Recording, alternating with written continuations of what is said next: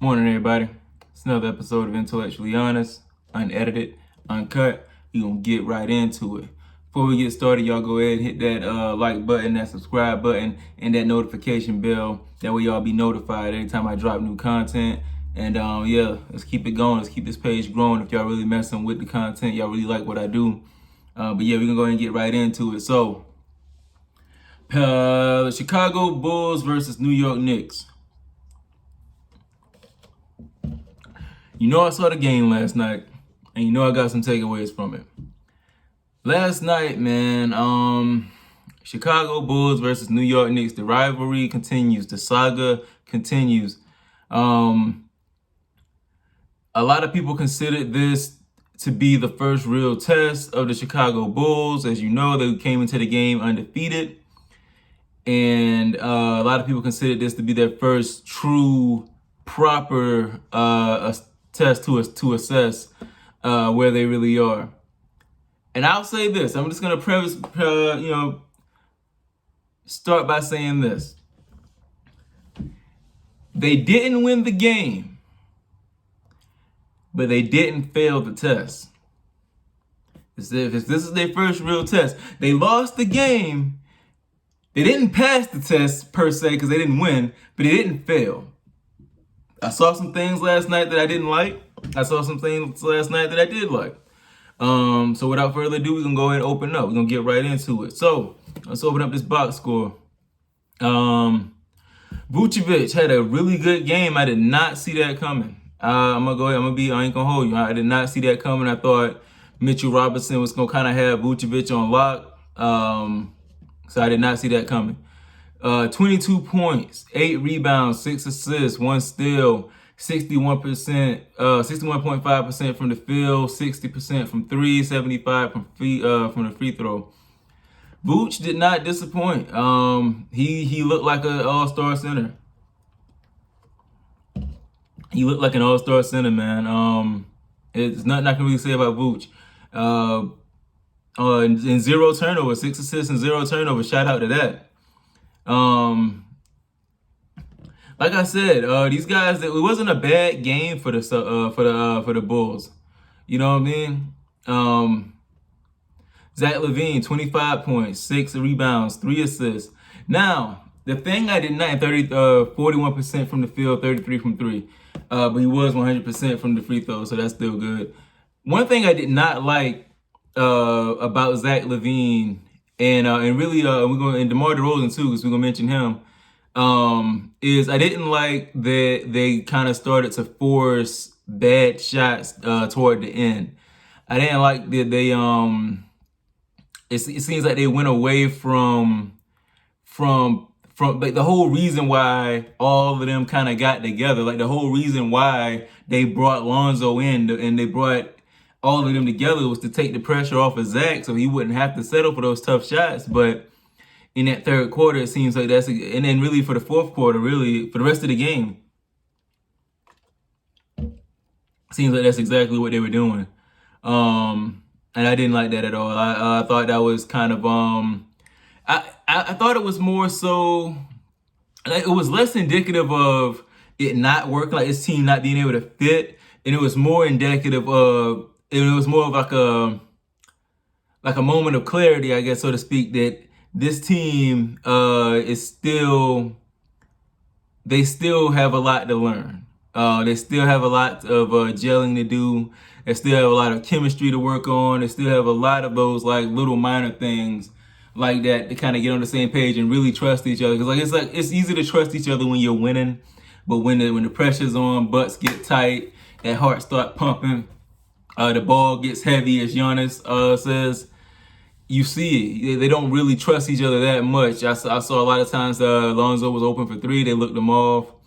And DeRozan forced a bad shot. Zach forced a bad shot. I've seen a lot of bad shots being forced down the stretch. I didn't like it one bit. They will be demolished on this stretch of games if they don't get that together. So I did not like that.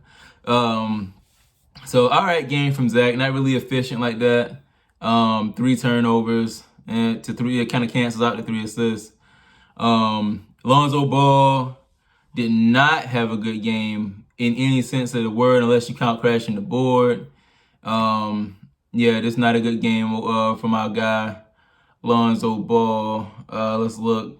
Yeah, 4 assists and 2 turnovers. I mean, technically, yeah, your assist to turnover ratio was still positive, but it's like, yeah, 0 steals.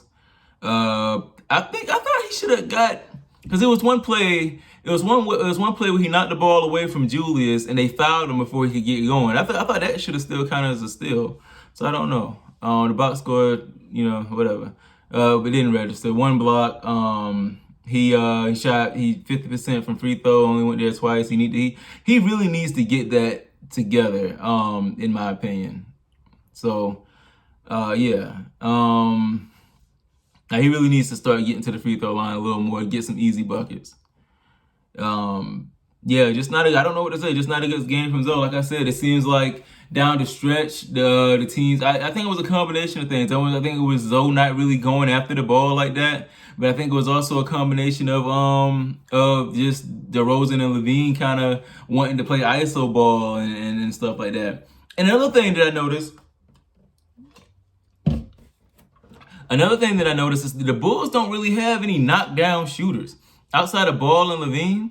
They don't really have anybody you can say, all right, go knock down. Like you, I'm gonna give you the ball. I'm gonna drive and kick, give you the ball, and I trust you to knock this ball down at a high clip. They don't have that. Caruso shot 2 for 6 from 3. You know what I'm saying? Troy Brown 1 for 3 from 3. It's like Lonzo Ball, even though he's a great shooter, this game he wasn't. Zach LaVine, these are great shooters. Lonzo and Zach are the only ones. Vooch is starting to come along, but if Vooch is the center, he's not gonna always be like a drive and kick option. You know what I'm saying? Yeah, I just noticed that they just don't have a lot of like spacing, I guess you would say. But anyway, moving along. Hopefully Lonzo Ball can bounce back. I'm not gonna. We gotta stop overreacting. I know it's kind of like how we bring eyeballs and create excitement. Overreacting. Lonzo's trash now because he had a bad game. We gotta stop overreacting. As Lonzo Ball fans mature and time passes, we gotta stop overreacting to his bad games because LaMelo Ball can stink up the joint considerably, and nobody will say, nobody says anything. So it's like we gotta kind of like mature a little bit and not overreact whenever Lonzo Ball has a bad game. But he definitely had a bad game. Let's get that. Let's be one thing for sure. So let's be clear. Lonzo had a bad game, and I will not try to defend it. Patrick Williams, like I said in my last video, I'm holding off on any kind of criticism. So far have not seen flashes of Kawhi Leonard. I had somebody in my comment section in my last video, one of my previous 2 videos, say that they see him like he's like a raw Jalen Green, like a raw talent that can get better. Not Jalen Green, Jalen Brown, my Celtics. We'll see.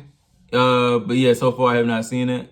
And I was surprised that Lonzo Ball was on Julius Randle down the stretch defensively, even though he did a great job guarding Julius. Lonzo Ball, that's one thing that did not falter. Lonzo Ball, his defense was there. He's that dude on defense. But Patrick Williams, I don't see it yet. Moving along, Alex Caruso. Now, this is the thing. Now, I'm judging Alex Caruso by a different standard than I'm judging the other guys I just named. Because Alex Caruso is a reserve player. So by those standards, he had a great game. By the standards of a backup point guard, he had a great game. 10 points, 2 assists, 2 steals. 10.6 assists, 2 steals. Now he didn't shoot that well from the 3-point line, but as I established earlier, I don't think the Bulls have many true knockdown shooters to be, what can you say, right? He played really well. Did I go into DeRozan? Did I skip DeRozan? Oh, goddamn it. I skipped DeRozan. So DeRozan was not impressed with DeRozan. He did not have a good game in any sense of the word. He had 20 points, but he took 18 shots to get them. 39% from the field is not good. 25% from 3 is not good. He was perfect from the free throw line, -8. He had the worst plus minus in the starting lineup. He did not have a good game. Two turnovers.